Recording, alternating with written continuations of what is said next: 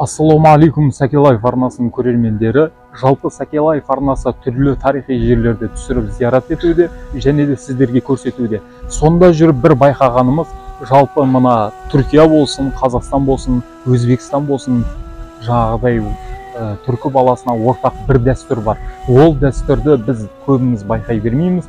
Ол дәстүр жақсы кісілердің жанына өзінің ізгі жандарын жерлеу және де оның жанына топтасуға, сол жерге жаңағыдай мейлінше жақын жатуға тырысу, соған жаңағыдай армандау деген сияқты дүниелер бар.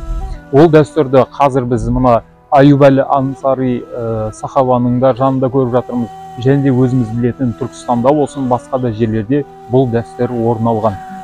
Сондықтан да біз де өзімізді сондай бір жақсы кісілердің жанына жатуды армандайық. Алла Тағала аман етсін. Қазақ елі, күллі түркі баласы аман болып, дүниедегі мұсылмандарға Алла жәрдем берсін. Аллаху Аллах, ей сен мейірімді Алла, құл сүйгіш Алла, мен күнәһар құлың.